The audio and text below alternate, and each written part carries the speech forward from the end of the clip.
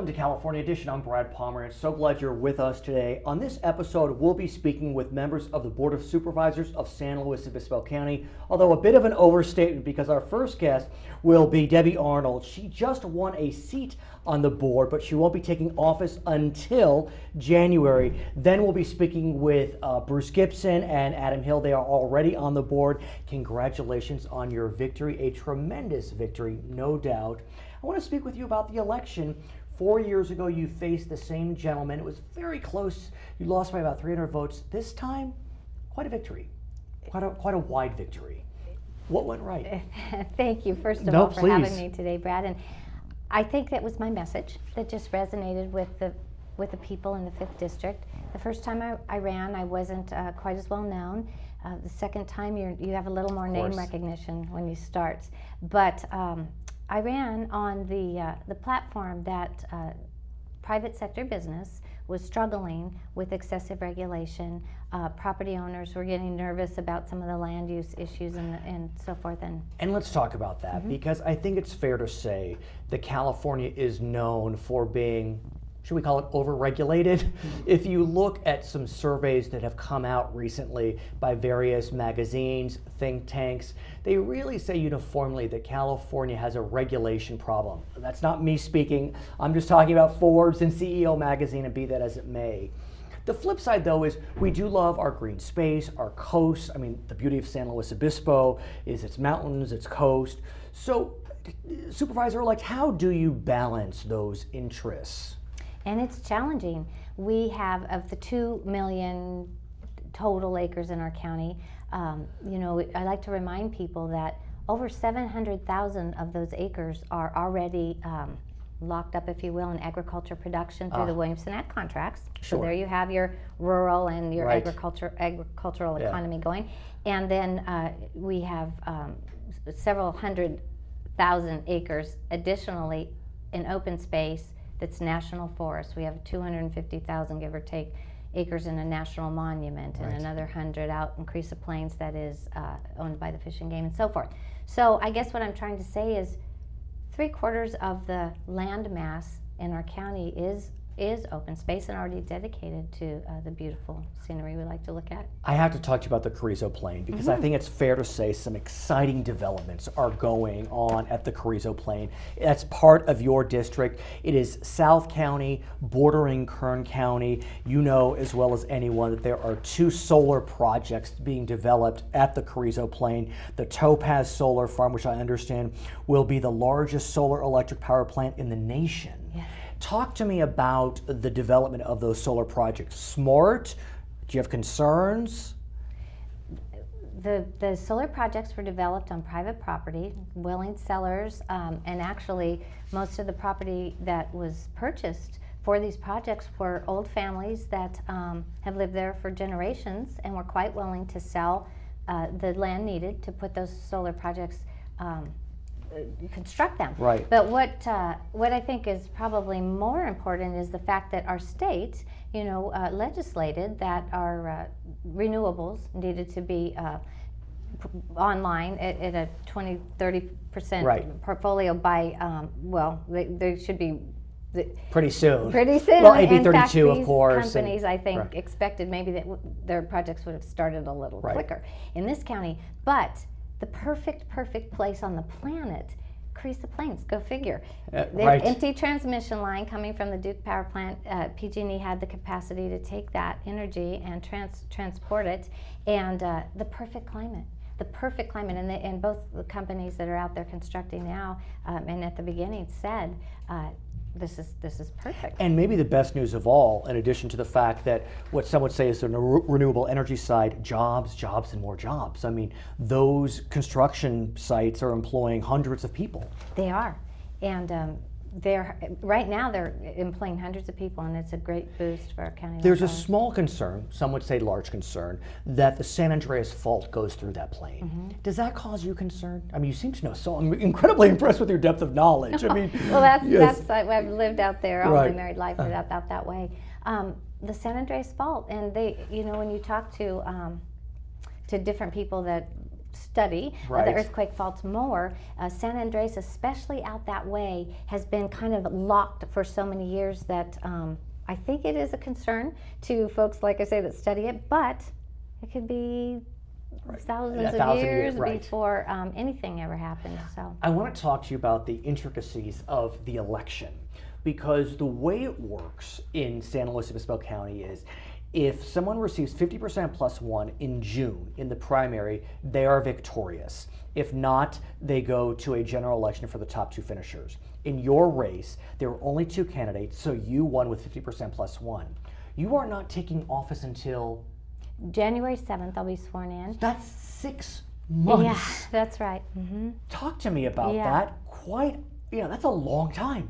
It is a long time, and I'm glad you're asking me, because a lot of the citizens are, wondering, how does this work again?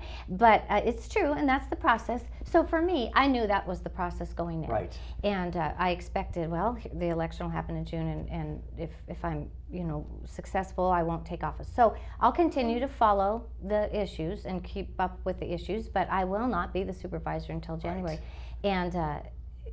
You're right. That's the process. And so, what does that look like? Do you go to the meetings? Do you speak with your predecessor, Mr. Jim Patterson? What does that look like? Well, actually, Jim's the supervisor until January, and he's doing his thing.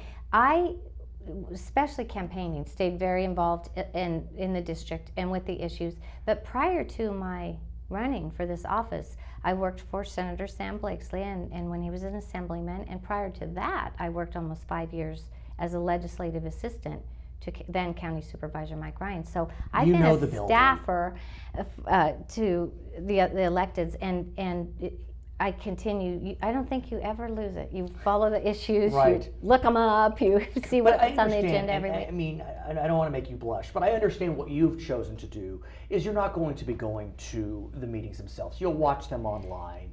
It's your view I don't want to speak for you. But, right. No, you're right. I think that it's something I want to assure everyone that I am staying abreast of all of the issues. But until it's my place to be there, I'm watching. Watching everything go on. Let's talk about your past, because it is, I have known of you for quite some time, and everything I have heard about you is when you were a staffer, if someone went to you, that's it. It was done. And it was done like nothing could ever be done. On top of every single detail. How has the last 10 years working for Mike Ryan, Sam Blakesley, how has that prepared you for a major venture you are about to embark upon? Well, I think that when you do the research and you are trying to help constituents, so a lot of my job was doing research, but a lot of the job was also just helping constituents kind of navigate through the complexities, getting more complex every year. Yeah, no doubt. Of every level of government, and you start to feel like, wow, these people are right, and why can't they get their answer, or why can't they get their? So I think that I have I can relate to some of the frustrations people feel. But here's what's interesting. Now you're the elected. So will you have the time to get into the weeds? I mean, and are you going to be able to get used to having to take a look from on high? Yeah, I hope so. I mean, I'll be starting out, and it'll be an adjustment. I think it'll be an adjustment, because I do tend to want to get into take the care weeds. of it myself. Right. But it's my hope that I'll be a good representative for all my constituents, that all the constituents, whether they thought they were on the same page as I during the campaign or not, will feel perfectly comfortable coming to me and letting me know what well, their there's no doubt is. You're approachable. When I called you for this interview, your enthusiasm was infectious. I could feel it from the other end. But most importantly, we congratulate you. We wish you the best of luck as you enter this next adventure in your life. Her name is Debbie Arnold. She is the upcoming Supervisor-Elect in San Luis Obispo County. When we come back, we'll speak with two of her future colleagues, Adam Hill and Bruce Gibson. I'm Brad Pomerance. We'll be right back.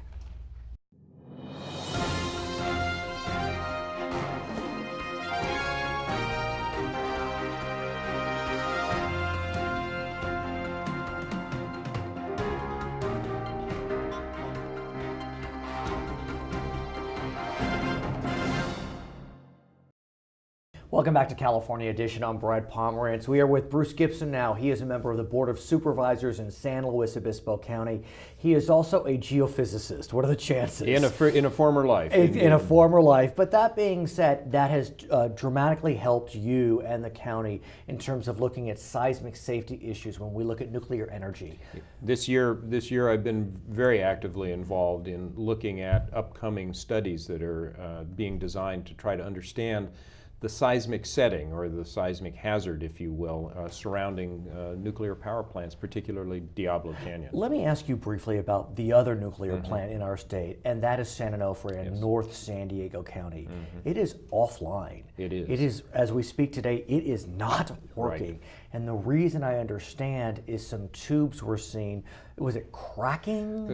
Wearing prematurely. Right. They went through a major upgrade, or I think that's fair. It's an upgrade is one way of putting it. It's actually scheduled maintenance of putting in new steam generators, and as those got online, they noticed that the tubes that involve the transfer of heat are wearing much faster than they expected. So the whole thing got shut down, and the investigation now has shown some fairly significant problems. Has that impacted Diablo Canyon, which is the nuclear plant in San Luis Obispo County? Not directly. Both Diablo and San Onofre each generate about 20% of the electricity in the state of California.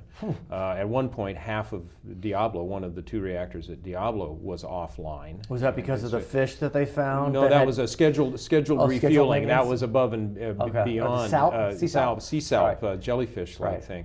I think at one point Diablo was offline as well. So that's putting a significant strain on the electric generation and distribution system in the state. You may have seen in the paper yesterday calls for folks to use as little electricity as they can. As we speak today, there is no doubt that we are in the midst of a heat wave. I understand that July was the hottest month on record.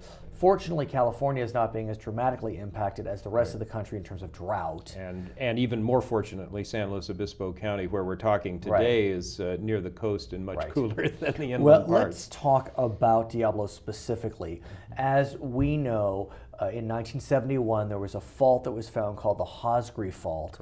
In 2008, a new fault was found called the Shoreline Fault. Diablo is right off. It's really literally on the shore. The plant sits on the shoreline fault, named because it runs right along the shoreline. And so as a result, the PG&E, which is operating Diablo, is working with several stakeholders to engage in some studies. Yes, actually, the planning for those studies started before the shoreline fault was determined. Okay. Then Assemblyman, now State Senator Sam Blakesley, who unbelievably is a geophysicist like yourself. Yeah. I mean, what are the chances? The odds get pretty. And you knew each other in the 80s? In the late 80s, when we were both working on our doctorates. In Texas? I was in Texas, he at Santa Barbara. So it's a very interesting coincidence.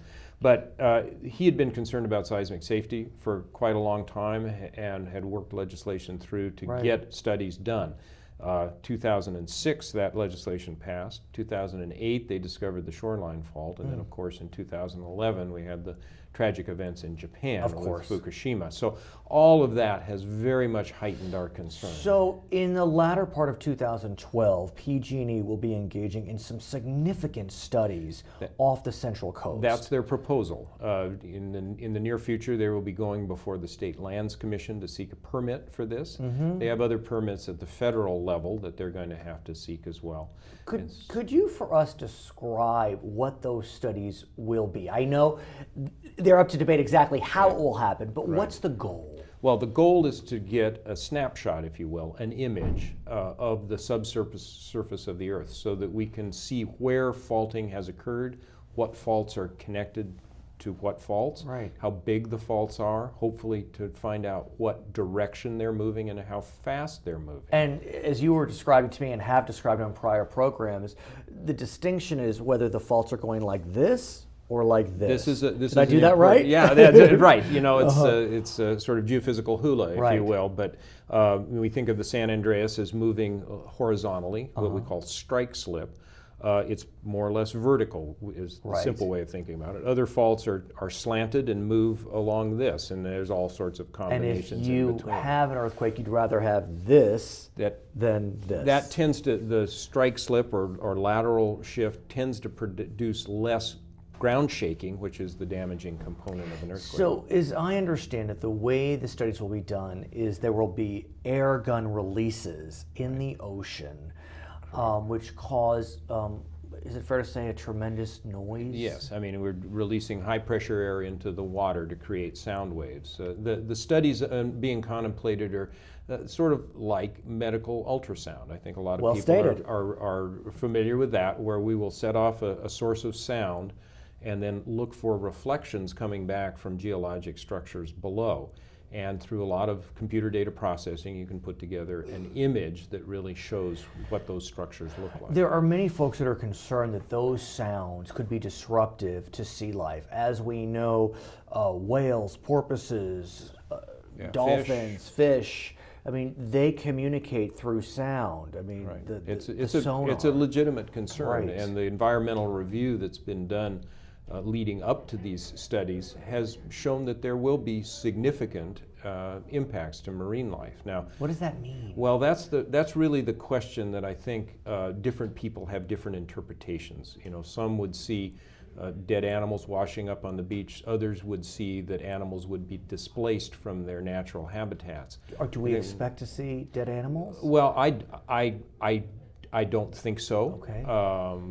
There's concern. One of the ways that we avoid that, particularly for mammals, is that the shooting ships, the survey ships, will have observers on the ships. There will also be observers in aircraft looking for marine mammals in the area. And if a marine mammal, a whale, a dolphin, a seal, comes too close to the survey ship, then the air guns will be shut down, and they won't start up until presumably that's it's a net clear. positive. That's called a mitigation. Right. We can't, absolutely guarantee there will be no impact. We can't precisely predict exactly how many animals are going to be affected in what way, but in terms of mitigation, it is take every possible action to lessen the harm to marine animals. Commercial fishing? They are going to be displaced from their fishing grounds simply by the existence of the ship and its gear in the water.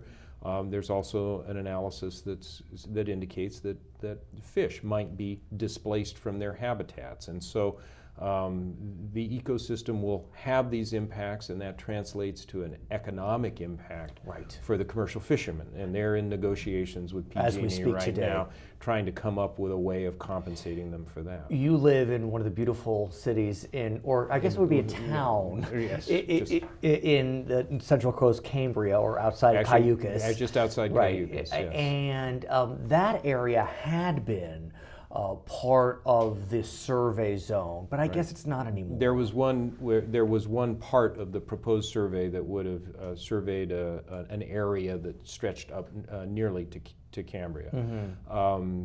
That was reviewed by the independent peer review panel, of which you are a member. I am a member, sitting representing the county of San Luis with 6 state agencies, looking at the technical details of this. And the panel's conclusion was that the scientific information to be gained by that northernmost survey probably wasn't worth the time and thus the environmental impacts. And you agree with that? I do, and as they went through the environmental review of the project, the proposal that's come out now is that no, the project should be conducted without that northernmost piece. So that cuts about 10 days of survey time off the...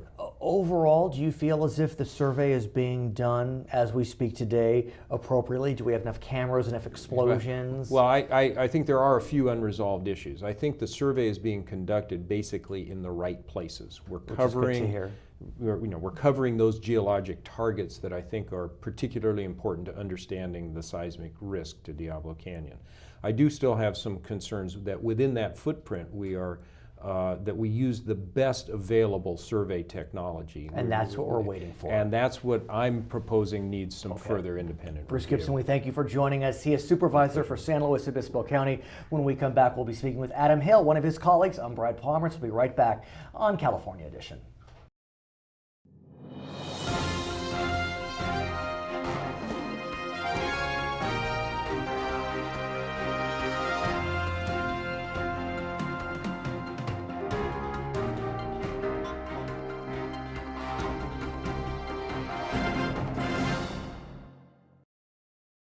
Welcome to California Edition. I'm Brad Pomerance. We're now joined by Adam Hill. He is a member of the Board of Supervisors in San Luis Obispo County. And sir, I'm glad you're with us. Thank you. I want to speak with you about the political environment in California at various levels of government. I have an anecdote for you, if I may. Please.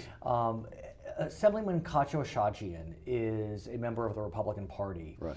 I was speaking with someone about him recently, and they said that when he was on the Board of Supervisors, they didn't know if he was a Democrat or a Republican, which was so very interesting and really speaks to the environment that local government has versus Sacramento. Play off that anecdote, if you may. Did you serve with Cacho? I did, yeah. Okay. I served with him on his last 2 years on the Board of Supervisors, and it was fun. Cacho's a great guy, but at that point he was already sort of gearing up to So you knew he was a Republican. So we knew he was a Republican. Right. But that being said, I think it speaks to local government and how local government has been and still is. Right. Well, you know, the seats are designated nonpartisan, whether they're supervisor seats or city council seats or even special district seats, and the idea is that these local issues are not supposed to be, you know, so directly partisan the way that state and federal offices are. But we have definitely seen more partisanship at the local level, and I think it comes and goes. Obviously, election years tend to bring that on. Sure. And other things. Recently, there was an election in San Luis Obispo County for Board of Supervisors. You actually were up for re-election, as was Jim Patterson. Both of you were opposed by individuals, and I don't use this term to mean anything other than what its connotation means, by some would argue Tea Party candidates. Right. I don't know if the actual opponents would call themselves Tea Party candidates, but at least the supporters were very charged. You were victorious. Debbie Arnold, who was on this episode earlier, defeated an incumbent, Jim Patterson. Talk to me about that environment, because as an observer, it did feel more partisanly charged. Well, it certainly was, I think, and part of it is the fact that that we have a very good record in the county on the things that we've done on the budget, on fiscal issues, on all the things that should be important that aren't really partisan. So that was a race, I think, that was decided by people who tend to be much more conservative and really don't want to vote for somebody who's not. Right. And we're stirred up to think that certain things were being done, and I think that, quite frankly, I think that Republicans in my part of the district are a lot more moderate. Right. And a lot of them support me, and a lot of them in the business community get the things we're doing. So they're not stirred up at the local level by the sort of partisanship and the demagoguery of the national Tea Party stuff. And what's interesting is this alleged label of Debbie Arnold being a Tea Party member was used by both sides. Sure. I'm not even sure if she would self-identify in that way, but apparently she appeared at a single meeting that was sponsored by apparently a Tea Party organization, and it was used to her advantage and to her disadvantage. Right. And so, do you feel as if that local government is becoming more partisanly charged, be it city, be it county? It is, but I think it comes and goes, and I hope that, I'd like to see it go sooner than later, because I think it has a way to get in the way of what we want to do, which is making compromises and doing what's best for the community rather than trying to appease perhaps the most extreme people on your ideological side. And I think that's what you see with the Tea Party, and you see it, on the far left too. Sure. And I think you really have Occupy movement, for example. You have to really move to the center to get things done typically, and that's tough if you're too far. And what's unique about the Central Coast, San Luis Obispo County, even Santa Barbara County, I think it's fair to say they're at some level they're bellwether counties. If you look at statewide elections, you can often go to San Luis Obispo County and Santa Barbara County. Chances are they voted for the winner. Not always. It could be a proposition. It could be a statewide candidate. In fact, I was recently speaking with Julian Crocker, who is a superintendent of public instruction, about Proposition 30, which is the governor's tax initiative. And in my estimation, if Prop 30 passes in San Luis Obispo County, it probably passed statewide.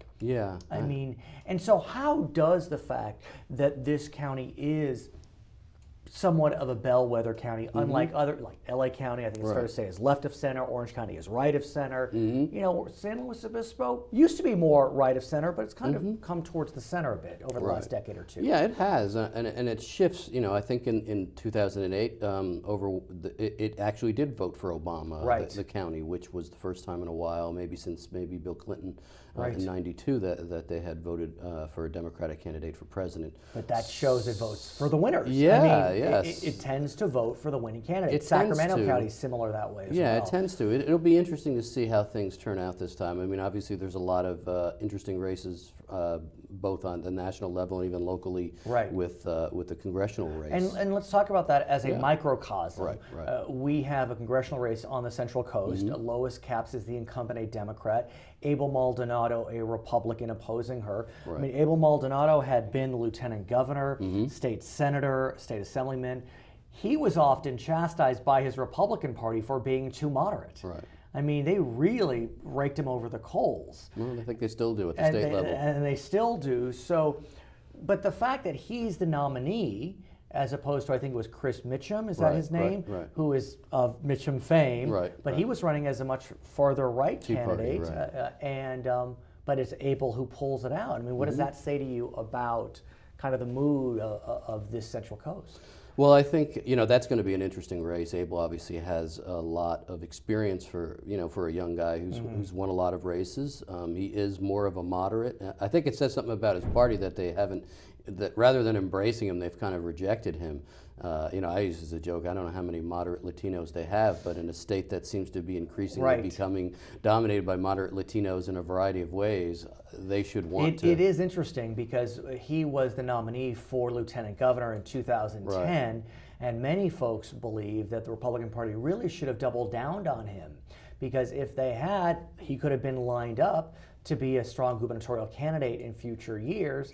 Instead, he was really trounced by what some would argue is a flawed candidate in Gavin Newsom, the mayor of liberal San Francisco, who had been caught up in a scandal with regard to infidelity. So it is interesting how state politics can impact not only state races but local races. Where do you see the Central Coast going in terms of political philosophy? Because as I understand, the Central Coast, like the state, is trending demographically with more Latino population. Is that fair? Yeah, there is definitely an increasing Latino population here, more so than we have, which I think is a good thing. And obviously, getting more of those folks in the system, getting them involved in in elective politics and in a variety of ways is also something that I'm hoping that we're going to see. Now, what's interesting about the Latino population in California, unlike Florida, for example, or even Texas at some level, is the Latino population is overwhelmingly Democratic. Even though if you think about it, there are some issues where they could line up nicely with Republican philosophy, be it on choice, be it on family values. But, you know, if you look back to 2010, the Latino vote went overwhelmingly for Jerry Brown. I think it was 73 to 18. I mean, if you're a grand poobah in the Republican Party and you look at those numbers and trends, it could spell trouble. Well, it's not, historically in the state, especially over the last 20 years, especially since Pete Wilson got behind that Prop 187, I think that Latinos have rightfully felt unwelcomed by Republicans in the state. And I don't know, I mean, maybe Abel is a perfect example of how unwelcome that they have somebody of his, of his stature having reached such levels of success in state politics and being rejected by his own state party. It took them a while to even endorse him for the congressional seat. It is interesting. So I think that is probably reflective of how they feel. His name is Adam Hill. He is a member of the Board of Supervisors in San Luis Obispo County. My name is Brad Pomerance. Thank you so much for watching Charter California Edition.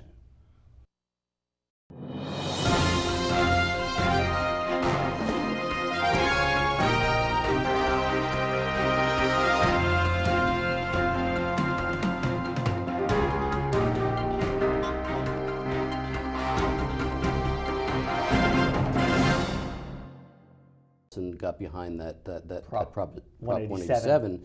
I think that Latinos have rightfully felt unwelcomed by Republicans in the state, and I don't know. I mean, maybe Abel is a perfect example of how unwelcome that they have somebody of his, of his stature, right. Having reached such levels of success in state politics and being rejected by his own state party. It took them a while to even endorse him for the congressional seat. It is interesting. So I think that is probably reflective of how they feel. His name is Adam Hill. He is a member of the Board of Supervisors in San Luis Obispo County. My name is Brad Pomerance. Thank you so much for watching Charter California Edition.